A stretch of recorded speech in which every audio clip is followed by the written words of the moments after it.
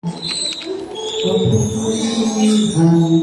ikaw lang, ikaw lang, magpapalaman, isa sa bakit, ikaw lang, mapagkailanman.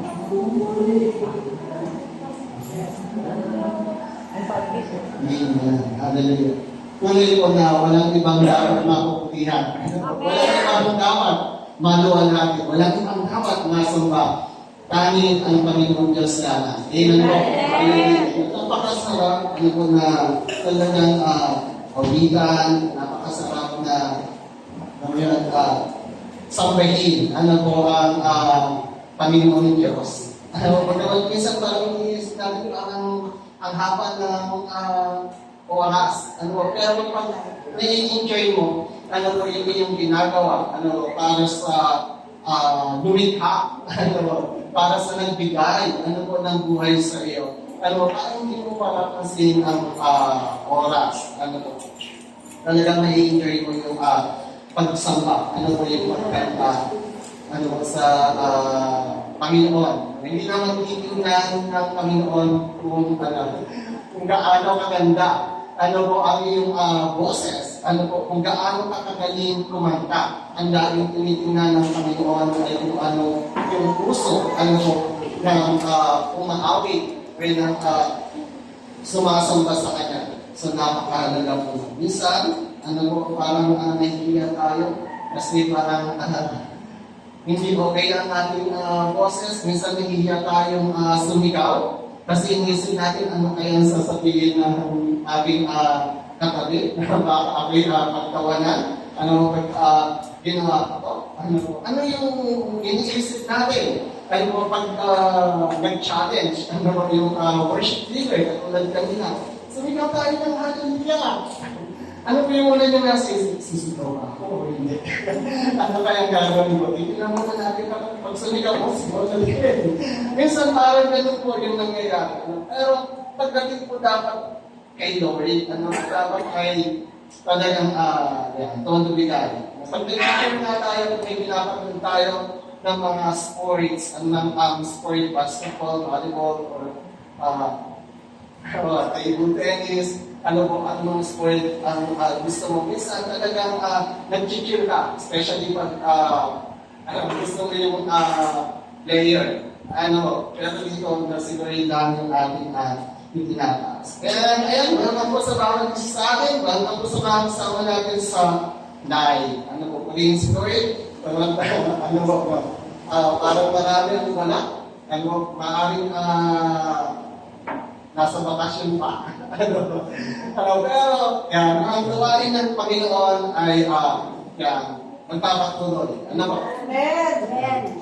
And, simulan na po natin yung pag-aaral. Parang naging series po natin, pag-aaral natin, patungkol pa din sa pananampalataya. Pero may po, ito na yung pinaka-last. Dito po sa ating topic. Yan. Konting review lang po, last nakatatlong pag-aaral po tayo. Patungkol dito sa pananampalataya. Ngayon muna po pinag-aaralan natin, ano ba yung meaning? Ano po ng pananampalataya? Paano na nagsisimula ang pananampalataya? And pinag-aaralan din po natin, ano ba yung kapakinabangan? Ano ba yung mapapakinabangan natin? Ano yung ang tawag ko? Ano ba yung mapapala? O ano yung benepisyo? Ano ba pag ang tao ay nanampalataya sa Diyos? And ano naman, yung consequences? Ano ba pag ang tao ay hindi nanampalataya sa Diyos? So makikita po natin pag ang tao ay nanampalataya sa Diyos, napakadaming benepisyo. Tapos ang tao, pag hindi nanampalataya sa Diyos, ay may mga consequences naman na mangyayari. Meron man po din mangyayari sa iyo, and sa kabilang banda, meron naman kapahamakan mangyayari kung hindi naman po tayo nanampalataya. Ito ito madaming sinasabi na mabubuting bagay. Pag ikaw ay nanampalataya, and then warning, pag ikaw ay hindi nanampalataya, And gusto na natin pag-aaralan, bakit marami pa din tao ang ayaw manampalataya sa Diyos? Dahil madaming bagay ang may dudulot sa atin ng pananampalataya. Bakit pa rin, kahit may warning na ayaw pa din manampalataya ng tao, ayaw pa din maniwala ng tao. So pag-aaralan po natin yung ilang mga reason, bakit minsan ang tao po ay walang pananampalataya o ayaw maniwala na meron pong Diyos. Karalan po natin ulit, nung nasa topic po tayo ng faith. Kaya ang pinaka-keywords pa din natin ay yung sa simula, nag-Ephesians 11, chapter 6. Hindi maaaring kalugdan ng Diyos ang walang pananampalataya sa Kanya, sapagkat ang sino man lumalapit sa Diyos ay dapat sumampalatayang may Diyos at Siya ang nagbibigay ng gantimpala sa umahanap sa Kanya. Tayo po muna yung manalangin.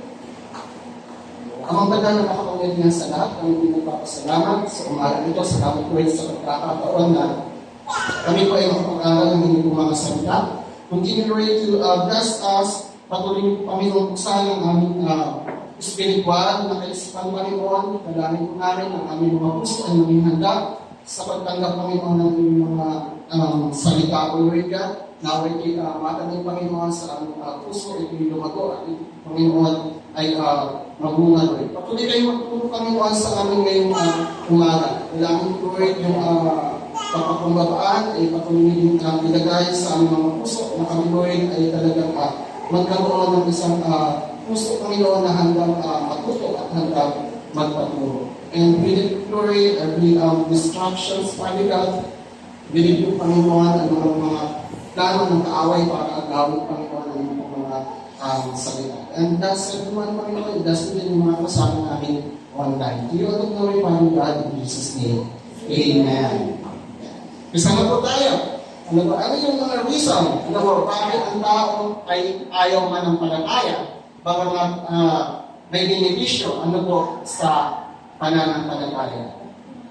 Isahan na po natin, number 1. Upbringing. Isa sa mga dahilan kung bakit po ang tao ay walang pananampalataya o ayaw siguro manampalataya ay una, sa kung paano po siya pinalaki. So napakahalaga po na ang pananampalataya ay talagang nagsisimula sa tahanan. Nagsisimula siya sa kung ano po yung tinuturo ng kanyang magulang. Nasabi po natin, yung pinag-aralan natin sa umpisa, paano nag-start ang pananampalataya. Ang pananampalataya ay nagsisimula sa pakikinig. So napakahalaga kung ano ang itinuturo ng magulang sa kanilang anak. Pag ang magulang ay maaaring hindi pinapahalagahan ang pagkakilala sa Diyos o ang pananampalataya sa Diyos, ang bata po minsan ay lumalaki na ganun din. Hindi po ba totoo? Yan po ay kahit sa mga mananampalataya na at sa hindi mananampalataya. May mga mananampalataya din na ang pagtuturo sa patungkol sa Diyos ay iniaasa dahil sa pagdalo sa gawain o attend ka ng sa mga bata. Sunday school, para matuto ka ng patungkol sa Diyos. Pero napakahalaga po ng part, ng magulang. Parang araw sa mga kabataan, magiging parents din kayo. Huwag niyo pong kalilimutan ang mahalaga kung ano yung ituturo niyo sa inyong magulang. Sa mga magulang naman, kung mag-start po tayo kung hindi pa natin nagagawa na kahit simple lang, naturuan ang mga anak ng patungkol sa Panginoong Diyos. Kasi kung nagsisimula talaga, sa kung paano ka lumaki, lumaki ka nang walang pagkatakot sa Diyos, paano hindi, naituro sa atin yung pananampalataya. And papaalam ka po pag nakaka-attend ka ng Sunday school, minsan kahit hindi naituro sa naumisan sa pamilya, pero pag nakaka-attend ka na ng church ng isang tao, ay mas sabi natin mapalad, sapagkat nakakarinig siya ng patungkol sa Diyos, especially kung bata ka pa lang. Ay nakaka-attend ka na ng Sunday school o nakaka-attend ka na ng church. Tingnan po natin yung verse. Sa Deuteronomy chapter 11, verse 18 to 19, ito po yung sabi. Itanim namin niyo ang mga utos na ito sa inyong mga puso't kaluluwa. Ipulupot ninyo ito sa inyong mga kamay bilang tanda at italit sa inyong ito po yung utos ni Lord sa mga Israelita. Ano po nung binigay sa kanila yung utos? Ano ba sapagkat alam ni Lord na darating yung next generation. Nung binigay yung utos ay nandito sa generation na ito. Kaya yung kinakailangan ng generation na ito na yung utos na ibinigay sa kanila ay maisalin sa susunod na generation. Kasi pag walang nagturo, pag hindi yung itinuro, pag yung kautusan ay mawawala. Iba na yung magiging buhay, ng isang tao. Yun po yung kahalagahan. Kung bakit binilinang, ba itong mga Israelita, na ituro, sila po mismo, yung unang dapat matuto. And pagkatapos, isasali nila sa kanilang mga anak. Yung kasunod na verse po, verse 19, sabi po dito, ituro ninyo ito sa inyong mga anak, mapag-aralan ninyo ito sa inyong tahanan, sa inyong paglalakbay, sa inyong pagtulog sa gabi, at sa inyong pagbangon sa umaga. So kung titingnan po natin dito, itong paalaala ito ay hindi naman sa church. Kundi naman umpisa talaga siya sa loob ng pamilya. So napakahalaga po, especially tayo mga mananampalatayang, hindi pa akong kasama. Sa mga parents, na mananampalataya, napakahalaga po talaga sa ating tahanan, ay nag-uumpisa yung pagtuturo o yung paggagabay natin sa inyong mga anak. Yan po. Napakahalaga. Ito bibilin sa mga magulang. And next po, tingnan natin. Sabi naman sa awit, chapter 78, verse 4. Sabi po dito. So sabihin namin, anak, ito'y hindi ililigin. Ito'y aming isasaysay sa sunod na lahi namin. Mga gawang tinutukoy ay lubhang kahanga-hanga. Na si Yahweh ang umanap, mga gawa niya ay nakita. Ano po? This po yung parents ang nag-testify. Ang nagpapatotoo sa ginawa ng Diyos sa kanila pong mga buhay. Kasi hindi naman lahat, sa mga Israelita, hindi lahat sila ay nakadaan kung sa nahating tubig, doon sa dagat, na nahating ang tubig. So, ang bilang sa kanila, sabihin nyo sa inyong mga anak kung ano yung nangyari. At yung mga anak nyo, sasabihin naman sa mga susunod kung ano yung nangyari sa kanilang mga magulang, kung paano gumawa, ng mga dakilang bagay, ang Diyos, sa buhay ng kanilang mga magulang o sa buhay ng kanilang mga ninuno. So, kung makikita po natin, nagpapasahin sa atin. So, nakadepende minsan, yung pananampalataya o yung kawalan ng pananampalataya ng isang tao, sa kung paano siya lumaki. E babalag po tayo minsan kahit hindi tayo nagmalaki ng gano'n o hindi tayo nasabihan ng ating parents. Sabi ko nga, kung naka-attend tayo, kung meron usapan, kung meron kang kaibigan, halimbawa na nag-invite sa'yo, hindi man sa pamilya nag-start, pero meron kang kaibigan, na nag-share sa'yo, halika, attend tayo. Kapalan ka po kapag ikaw ay natuto. Pero huwag po natin kaliligtaan, na may part pa din tayo. Meron natin kaibigan.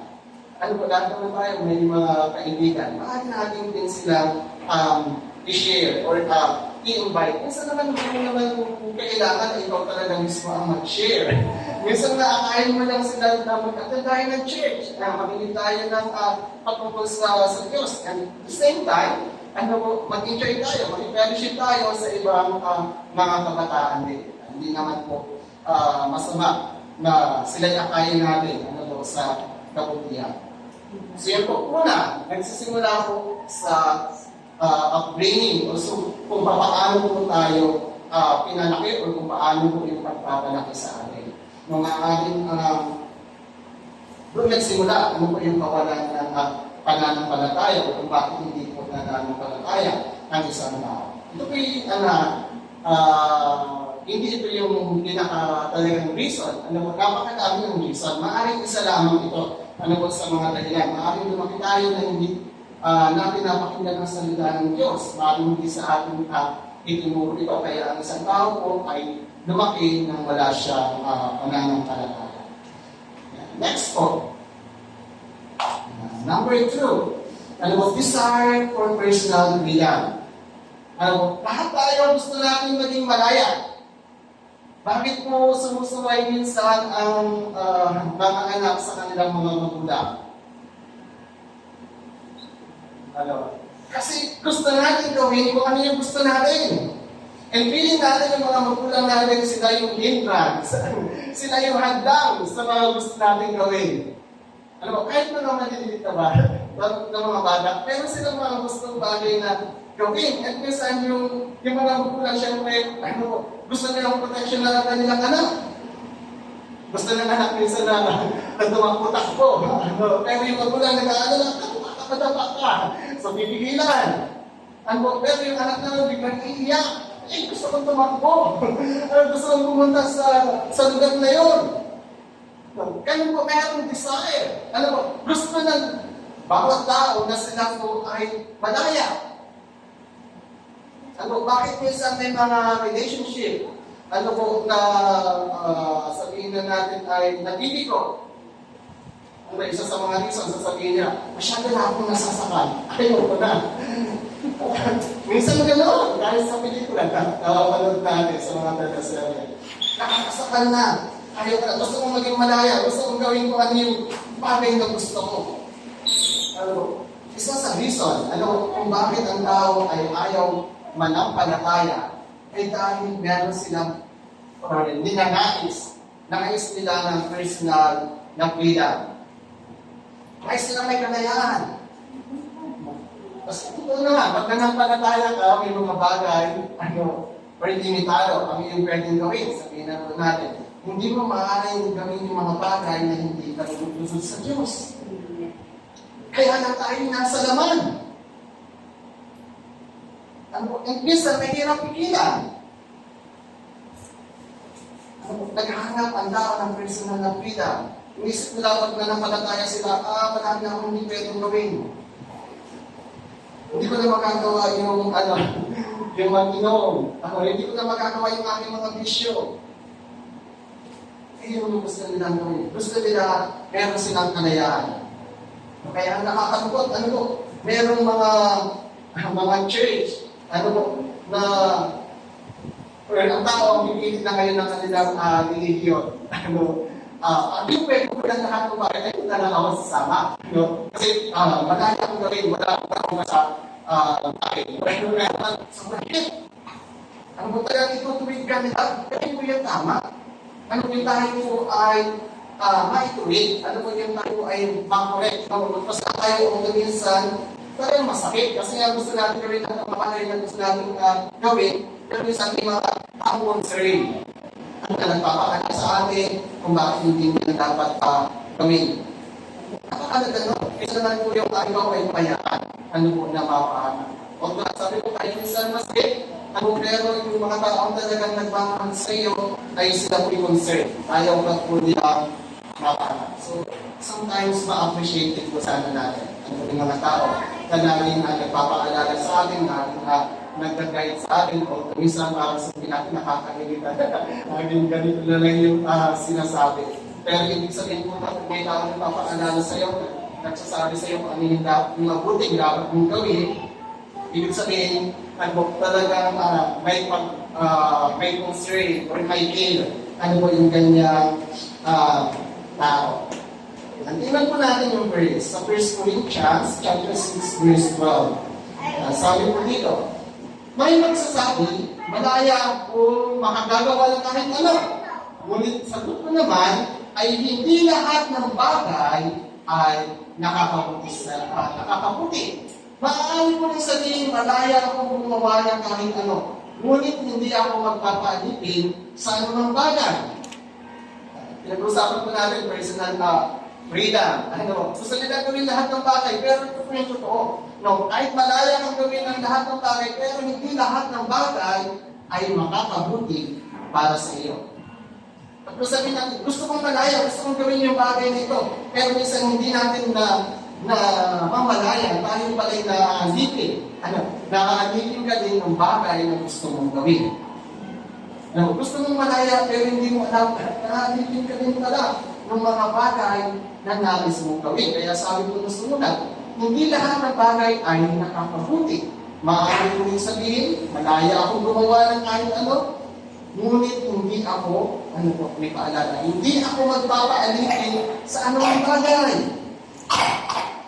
Sa anumang nagpupush sa'yo, sa mga desire na hindi ko naman maganda, hindi naman talagang makakatulong sa atin. Yan. Tingnan po natin sa chapter 10, verse 23. Sabi ko dito, mayroon naman magsasabi, malaya akong gumawa ng anuman, ngunit hindi lahat ng ito ay nakakabuti. Malaya akong gumawa ng anuman, ngunit hindi lahat ng ito ay nakakatulong. So napakahalaga po ng wisdom, napakahalaga na meron kang kaalaman. Pag may gagawin ng isang bagay, ano ba yung magiging benepisyo nito sa iyo?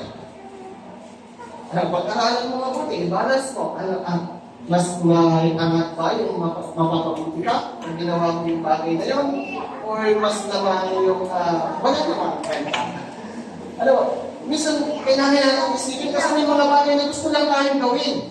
Pero sa totoo lang, wala namang benepisyo. Parang wala lang, na-enjoy lang tayo, pero yung enjoy lang natin ay pansamantala lang din. Pagkatapos nun ay wala na din. Kumbaga parang masaya ka ng konting oras, pero after that ay wala na ulit.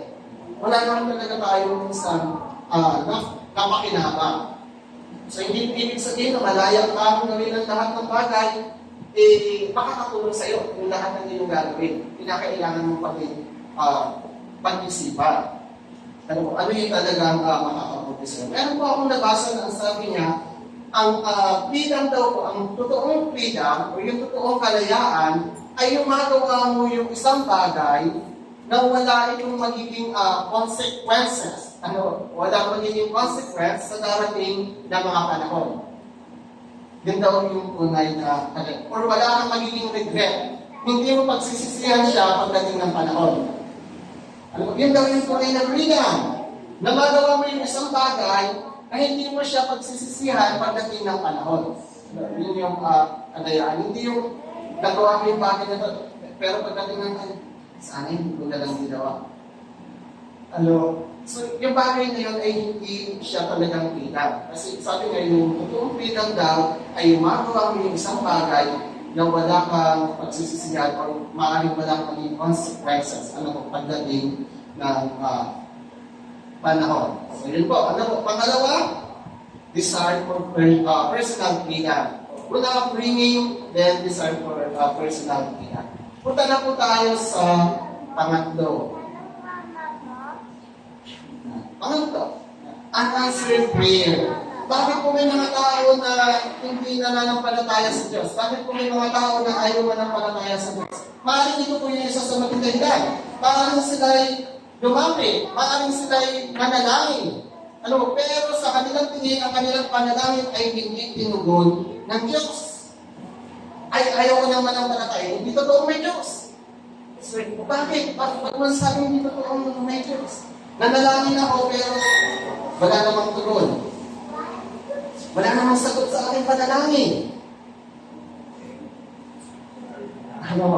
Pero totoo ang Diyos ay nakikinig sa bawat panalangin. Narinig niya yung bawat panalangin. Pero ang Diyos ay may iba't ibang paraan ng pagtugon.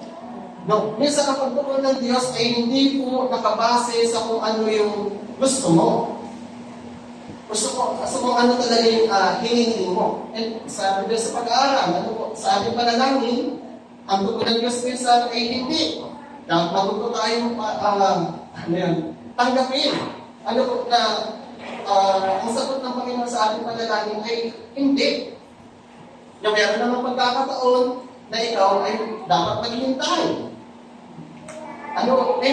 May mga pagkakataon na gano'n sapagkat ang Diyos ay may laging may nakatakdang panahon. Hindi pa ito yung panahon para tanggapin mo. Although matagal mo nang pinapanalangin. parang hindi pa ito yung panahon. Kaya manuto tayo maghintay. Pero may mga tao po na ayaw makapaghintay. Kaya iniisip nila ay hindi ito ang kasinunod ko ng aking panalangin.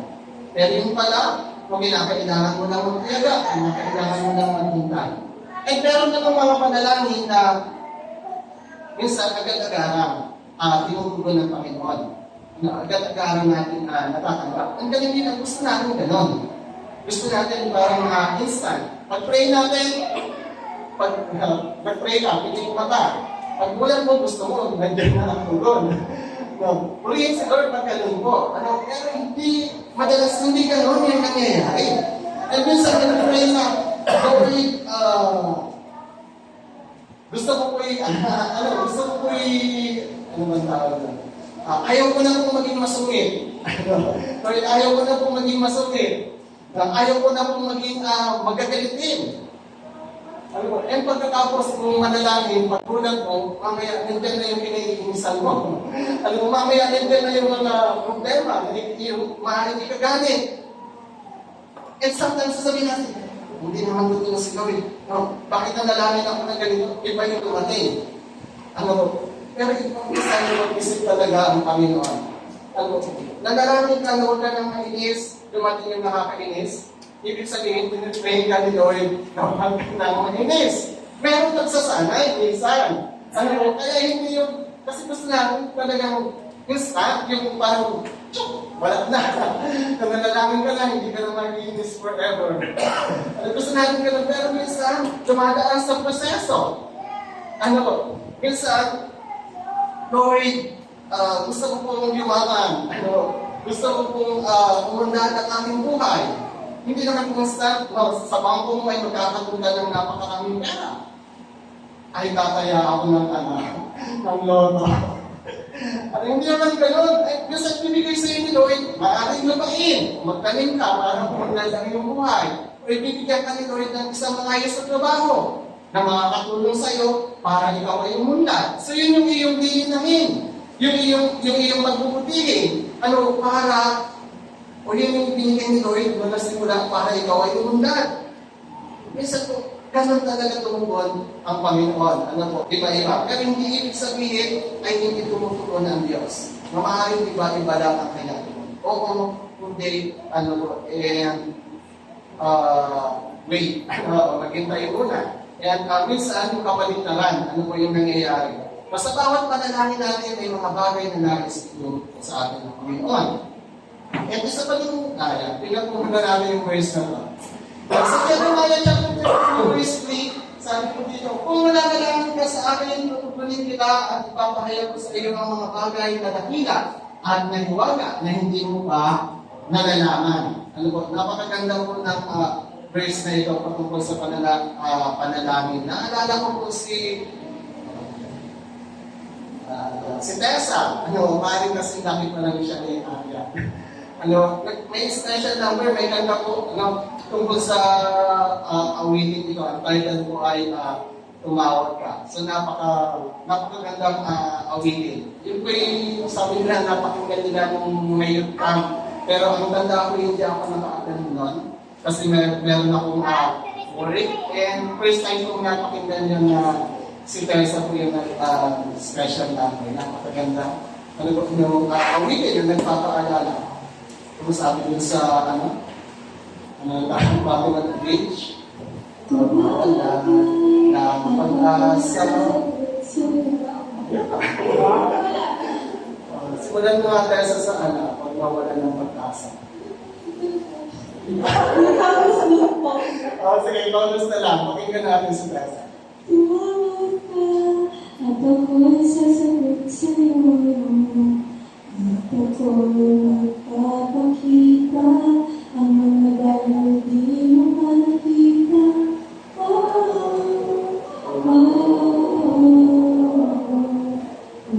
Imposible sa Panginoon. Kaya natin tatandaan, yung verse? Jeremiah 33, verse 3. Na ang Diyos, kapag tayo nanalangin, pero nararamdaman ng panataya ng Diyos ay tutugon at siya ay magpapakita sa iyo ng mga bagay, ano po, na maniwala. At minsan hindi talaga natin maunawaan. Kaya sabi ko nga po, pag tayo po nanalangin, minsan hindi yung ini-expect natin ng God ang gagawin ni Lord. Ano ba, kailangan na natin talaga pag tayo pinag-pray ay yung pananampalataya natin na kung ano man ang kanyang maging tugon, ano pananampalatayanan mo na yun yung pinaka-the best sa'yo. Ano, minsan kasi nag-limitan tayo kasi ayaw natin yung sagot ni Lord. Ayaw mo nang maniwala sa Lord. Ito yung gusto ko eh. Pati natin yung binigay. Ito yung aming hinihingi. Bakit ganyan? Ano, pero dapat pag nanalangin tayo, meron tayong pananampalataya na kung ano yung ibigay sa iyo ni Lord, ano yung tugon sa iyo ni Lord, yun yung the best sa iyo sa mga oras na ito. Maraming ayun yung isip ay hindi pa nasa panahon. Ano po, pero darating ang panahon, ano man yung ating hinihingi, alam natin na kaya pagkakaroon ng di Lord. Ano, ilan pa natin yung isang grace. Ito po yung isang reason. Ano, bakit naman hindi rin tinutukan ng di Lord yung panalangin? Maaaring ang humingi sa Kanya, at ang humingi man kayo, wala rin kayong natatanggap dahil hindi tama ang inyong layunin. Maaaring may tao nag-pray, pero hindi tama yung kanyang layunin, hindi tama yung kanyang reason. Sabi po dito, humingi kayo upang mapagbigyan ang inyong kalayawan. Ibig sabihin yung kanyang prayer ay pansarili lamang, and hindi naman talaga sa kanyang ikabubuti. Kaya kung maaaring tugunin ng Panginoon. Kasi si Lord po ang nais niya, ikaw ay mapabuti. Ayaw niya na ikaw ay mapakama. So hindi niya ibibigay sa iyo yung mga bagay na alam niya na iyong ikaw mapakama. Ano, bagamat may magkakataon ay pinahintulot ni Lord na mangyari ang isang bagay. Ano, pero kahit na ganun yung mangyari, merong itinuturo ang Diyos po sa iyong buhay. Kasunod na po yun eh. Ayan, tingnan natin yung pakama. Yan, bad experience. Nakaranas tayo ng hindi maganda. Walang Diyos. Kasi kung may Diyos, bakit ganito ang aking naranasan? Bakit ganito ang aking buhay? Maraming tao na ganun ang kanilang paniniwala o hindi sila naniniwala na sa Diyos kasi sa mga bagay na kanila pong naranasan. No, pero sa katotohanan po, may mga bagay na ayaw naman talaga ng Diyos pero inaalam ng Lord na mangyari sa buhay ng isang tao. Pero sa bawat sitwasyon, sa bawat pangyayari, yan man po ay hindi maganda, laging maaasahan ng Diyos. Kahit sa mga sitwasyon na sabihin natin napakahirap, parang walang Diyos, si Lord ay hindi ka iniwan. Dahil nandiyan siya, maaaring mayroong itinuturo sa iyo si Lord. Sa ganitong mga kapanungan. Sabi ko nga, hindi naman sa lahat ng pagkakataon ay maganda yung ating nararanasan. Ang mga pag-ibig sa buhay, ay sadyang dumadaan, yung mga problema po sadyang dumadaan. Hindi naman talaga naiiwasan. Pero hindi ito patunay na walang Diyos. Kahit ano ba yung ating pagdaanan, ang Diyos ay nananatiling Diyos. Siya'y patuloy na nakatulog sa kanyang trono. Tingnan po natin yung Proverbs chapter 11 verse 17. Sabi ko dito, ang taong mabait ay nag-iimpok ng kabutihan, ngunit pinawasak ng malahas ang sarili niyang buhay. Maaaring ito naman po yung reason. Sasabihin ng iba, bakit ganito ang ating sitwasyon? Pero ang totoo po, ay sila din yung may kagagawan kung bakit naging ganito ang kanilang sitwasyon. Isa na tao yung gumagawa ng kanyang sariling ikapapahamak.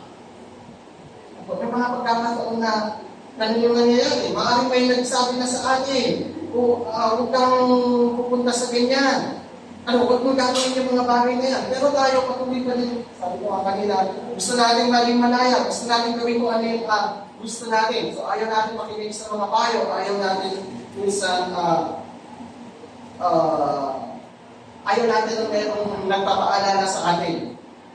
So gagawin natin kung ano yung gusto natin. And at the end, minsan po ay napapahamak. Naalala ko yung isang kanta. Kung hindi po ito Christian song. Ano ba yung kantang anak? Diba? Nung una ay nalagaan siya ng kanyang magulang, maaaring pinalaki ng maayos, ano po. Pero dumating yung time, gusto maging malaya, na ginawa ng mga bagay na gusto. Ano po. Pero at the end, parang nasadap sa kahirapan o sa hindi magandang buhay. Parang ganun po yung nangyari. Ayaw natin ng mga bagay na ito. Minsan yun yung nagiging reason na hindi ako. Sabihin natin, walang Diyos kasi ganito yung nangyari sa akin. Pero katuligan mo ay tayo din naman. Maan tayo din yung dapat asisihin kung bakit naging ganun po yung ating palagayan. Ito pa po yung isang verse na Proverbs din.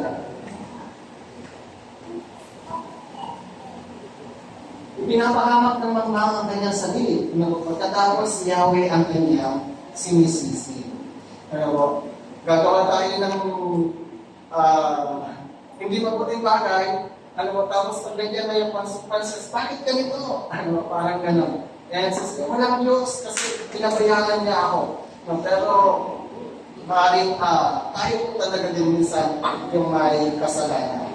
Ayun po, gano'n na tayong upbringing, yung pagpapalaki sa atin, and yung desire, ang gano'n tayo ng kalayaan, or minsan yung parang hindi tinulungan ng Diyos, yung panalangin, or bad experiences. Mga reason, bakit minsan ay ayaw mananampalataya ng tao. Yan. Ito pong panglima, napakagandang paalala sa bawat isa sa akin. Believers behaving like unbelievers. Bakit may mga taong ayaw mananampalataya? Kasi kung minsan hindi nila nakikita yung kaibahan. Ba't ako mananampalataya? Ay pareho lang naman kami. No. Pero dapat ko makita yung kaibahan ng isang mananampalataya sa hindi mananampalataya. Ito po yung walang pinipili hindi ko po sila sabi na hindi exempted ang mga pastor. Hindi po yan exempted. Mas matindi pa nga, pag sa mga lingkod ng Diyos, yung nalagdag, o yung mga lingkod ng Diyos ang nagkamali. Maraming mawala sa pananampalataya. Ay, lingkod ng Diyos yun, bakit ganun?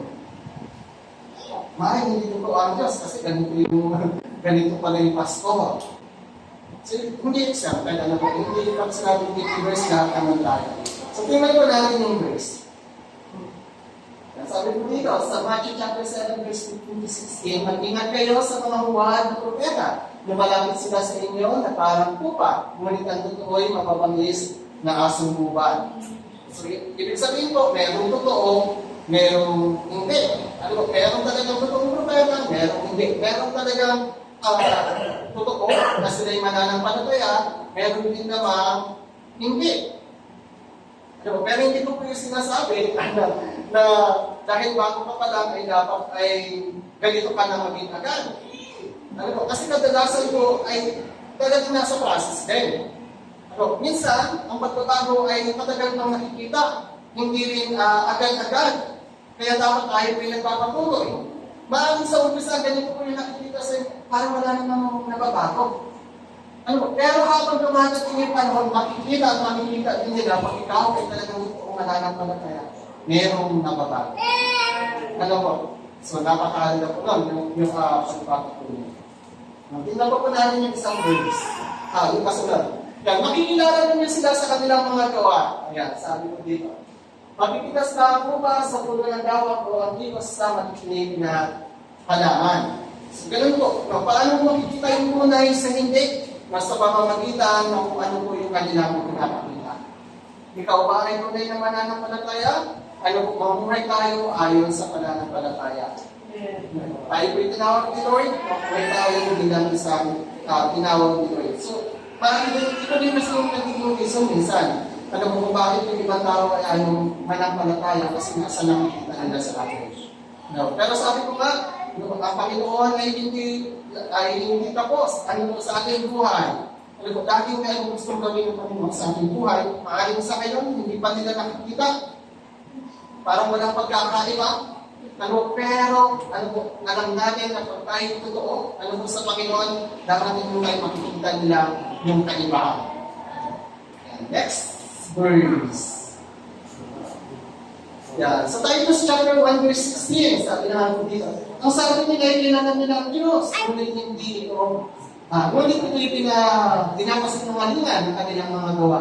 Sila ay kasaplang suwain at hindi nababagay sa gawa mo. Meron naman po na gano'n. Ang hinahanap lang ay hindi talaga pananampalataya, kundi parang religion lang.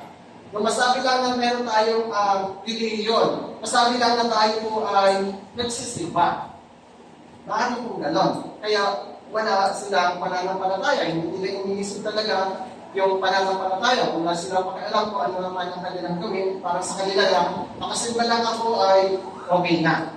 Pero hindi po ganun dapat. Dapat nagsisimba ka na lang din. Talagang tutuhanin mo na.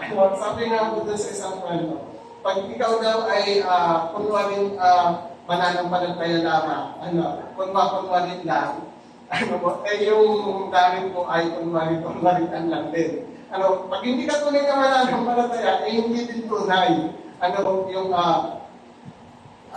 sabi ko, langit-langitan lang, yung iyong mapupuntahan, kasi hindi naman pala tunay.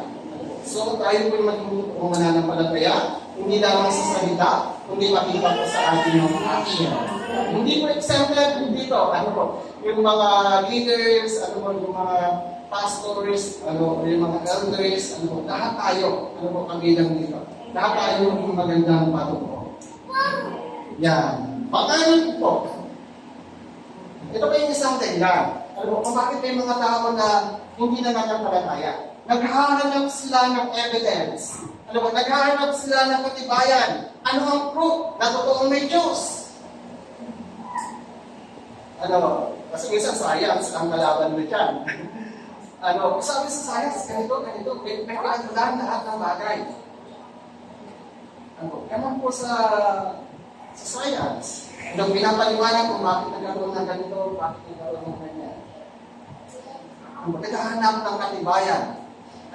Kung totoo ang Diyos, bakit ganito, bakit ganyan. Bakit iba-iba ang pinaniwalaan ng mga tao? Bakit ang daming Diyos?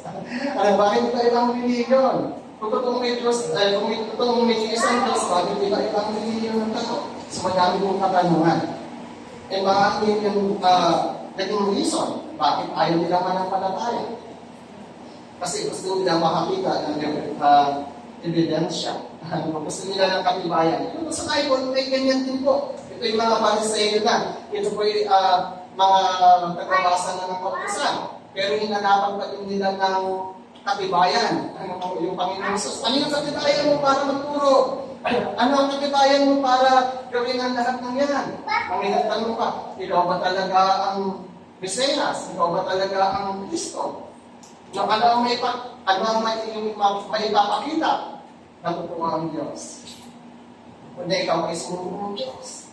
Minsan po ganun yung tao, nag-ahanap sila ng pruweba. Tingnan po natin yung verse. Sa Matthew chapter 16, verse 1 to 4, sabi po dito, lumapit kay Jesus ang ilang Pariseo at Saduceo upang siya'y sumubin. Humingi sila sa kanila ng isang himala mula sa langit, ngunit sinabi ni Jesus sa kanila, kapag kapit hapon ay sinasabi ninyo magiging maganda ang panahon dahil maaliwalas ang langit. At kapag umaga naman ay sinasabi ninyo, uulan ngayon dahil madilim ang langit. Nakakabasa kayo ng palatandaan sa langit, ngunit hindi ninyo mabasa ang mga palatandaan ng kasalukuyang panahon. Dahil masama taksin sa Diyos, humingi kayo ng palatandaan, ngunit walang ibibigay sa inyo maliban sa himadang nangyari. Po kay Jonas. So yung tugon ng Panginoon kasi hinahanapan siya. Ng pruweba. Yung, ikaw ba talaga yung Bisaya? Ano yung maipapakita mo sa amin? May mga tao po na talagang gano'n, mausisa. Hindi naman masama maging mausisa. Pero alam po natin na ang Diyos, ay totoo, na ang Diyos po ay buhay. Paano mag-Diyos din tayo ngayon? Lord, kung talagang totoo ka, ngayon na lang ng gano'n. Lord, kung talagang totoo ka, naway-gawin mo yung bagay nito. Kung minsan ang Panginoon ay ginagawa, yung mga bagay na minsan pinapanilamin ng isang tao. Ano, para mapatunayan kung talagang merong Diyos. Pero hindi sa lahat ng pagkakataon may ganun yung nangyayari. Tingnan pa po natin yung sa Lucas, chapter 16, verse 29.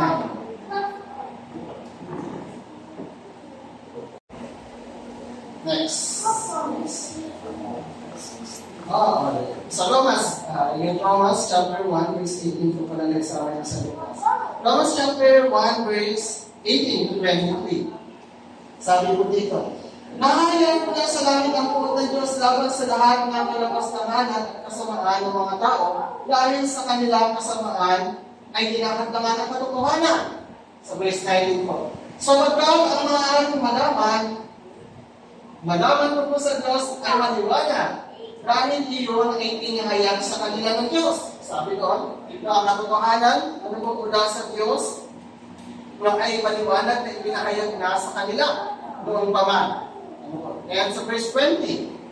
Mula pa na nilikhain ng Diyos ang sanlibutan, ang kanyang likas na hindi nakikita ay ang kanyang kapangyarihan mula hanggang at ang kanyang pagka-Diyos ay may maliwanag na inihahayag ng kanyang mga ginawa, kaya't wala silang may dadahilan pa. Marami pong naghahanap ng proof, anong katibayan na may Diyos. Samantalang kung tumingin sila sa kanilang paligid, nandiyan na yung katibayan na mayroong Diyos. Na siya yung lumikha ng lahat ng bagay. Although mas pinaniniwalaan nila minsan na mayroong pinagmulan. Ano po ang lahat ng bagay, pero hindi nila yun i-address na ang Diyos ang lumikha. Dito po nagsimula. Ito yung pinagmulan ng ganito, ganyan. Pero walang creator. Ano po sa kanila, hindi sila naniniwala na ito po ay nilikha ng Diyos. Yeah. Next verse po. Verse 21 and 22, sabi dito, kahit nakilala nila ang Diyos, o sa isip nila, alam nila siguro din na may Diyos, pero ayaw pa rin nilang maniwala. Siya hindi nila pinarangalan bilang Diyos, ni pinasalamatan man. Sa halip, naghahaka sila ng mga bagay na walang kabuluhan, kaya nagdilim ang mga nilang pag-isip. Sila ay nagmamarunong, ngunit lumitaw na sila ay manganganga. Minsan po, karunungan ng tao ay kamangmangan, sa harapan po ng Diyos. Parang hindi ako nagmamarunong, kasi ganito, ganyan. Pero nalimutan nila na meron talagang mandilika. Merong bagay, na gumawa, or merong Diyos na gumawa po ng lahat ng bagay. Kaya nagsasabi pa na at kami maniniwala sa Diyos, saan yung natutunan ang patungkol sa Diyos. Sasabihin, kasi merong Biblia, merong pinagkaloob ang Diyos. Para atin siyang malaman. Nandiyan yung ating kapaligiran, makikita natin na merong lumikha. Na pero kung sasabihin naman ng ibang tao, ay ang Biblia ay galing lang din sa tao. Sulat yan ng tao. Normal po, ng Biblia ay sulat, po ng tao. Pero yung nilalaman ay galing sa Diyos. Ang Biblia ay sinulat para sa mga tao. Ang tao po ang sumulat. Pero ang laman ay nagmula sa Diyos. Na bawat kasulatan ay inasihan ng Diyos na magagamit sa pagtuturo. Pagpapabulaan, sa mga maling aral. Ito ay nagbibigay sa tao, pinagtuturo sa tao, patungo, sa matuwid na pamumuhay. Natulad po na tao ang sumulat kasi kung di ba po ang sumulat ay hindi natin maintindihan. Sabihin natin, halimbawa ay anghel ang sumulat. Maintindihan ba natin kung ano ang sulat ng anghel? Hindi naman. So ang Biblia po ay sinulat para maunawaan natin tao ang patungkol sa Diyos. And thus, yan. Ito po tayo magkasabos. Ang ito, yan po tinatawag na spiritual blindness. Bakit may mga tao na ayaw manampalataya sa Panginoon? Although parang, alam mo yun, nandiyan na lahat ng pwede, pero minsan, meron din pride. Ano po na nangyayari? Na kahit parang nakaramdaman nila kung meron totoong Diyos, pero parang ayaw. Kasi ito lang yung aming paniniwalaan. So meron po spiritual, na pagkabulan. Tingnan po natin sa 2 Corinthians, chapter 4, verse 4. Hindi sila sumasampalataya sapagkat ang kanilang isip ay dinulat ng Diyos ng kasamaan sa daigdig na ito upang hindi nila makita ang liwanag ng magandang balita tungkol sa kalwalhatian ni Kristo na siyang larawan ng Diyos. Bakit po natin pinag-aralan? Ano po? Itong mga reason, ano po, kung bakit ang isang tao minsan ay ayaw manampalataya. Sapagkat tayo kung bilang mga mananampalataya ay may bahagi. Patulad naman dito sa number 5, ano po, believers behaving like unbelievers. Kailangan ipakita natin kung ano talaga yung isang unay ng mananampalataya. Ano po sa hindi ko mananampalataya? May bahagi po ang magulang sa kung paano nila palalakihin ng kanilang mga anak. And may bahagi po tayo. Ano po tayo panalangin? Ano po yung mga hindi pa mananampalataya? Especially kung sa last part, dito sa verse 7, meron po spiritual blindness. Dahil kaya sila hindi kumilala sa Panginoon ay dahil binulag, ano po, ng Diyos ng kasamaan ng daigdig na ito. Ano po? Ay, ganun po yung nangyari sa kanila. So, napakahalaga po ng ating pananalangin. Kung ang ating mga magulang ay hindi pa nakakakilala sa Diyos, o kung sa mga magulang naman, ang kanilang mga anak ay wala pa, hindi pa nananampalataya, napakahalaga po ng ating pananalangin. Hindi po nagsisimula. Ano po? Panalangin natin sila na mabuksan ang kanilang puso, ang kanilang isipan sa kung ano po yung matutuhanan. Tayo po manalangin. Lord, we thank you po Panginoon sa araw na ito. Salamat Lord sa inyong kabutihan. Salamat Lord sa inyong po mga salita. Nagpapaalala sa aming Panginoon at patuloy na nagtutulog sa amin. And continue to bless us, Father God. Kailangan po namin Panginoon na talagang ilagay din sa aming puso, Panginoon, sa aming po isipan na talagang magkaroon kami ng concern para sa mga tao, Panginoon, na hindi pa po mananampalataya. And dalangin ko din po, Panginoon, na sa mga magulang, Lord, ay maitulong po nila ng maayos o masimulan nila maitulong, Panginoon, sa kanilang mga anak ang patungkol po sa inyong Panginoon, kung ano po yung pananampalataya o kung bakit, Panginoon, kailangan manampalataya sa inyo. And dalangin ko din nga po, Panginoon, na bilang mga pananampalataya din ay makita, Panginoon, sa aming kilos, makita sa aming mga actions, Lord, hindi lamang sa salita, na talagang kami ay isang tunay ng mananampalataya. Na kami, Panginoon, ay patuloy na nagtitiwala sa inyo. Maraming salamat, Lord. Patuloy yung protection ng Panginoon ang bawat isa po sa amin. Sa iyo lamang, Lord, ang papuri. Ito po ang aming dalangin in Jesus' name. Amen.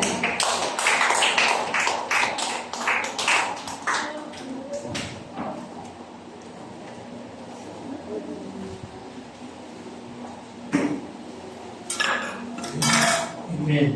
Dito po ang ating Panginoon sa napakalaga na kabahalan ng mga salita niyo sa atin.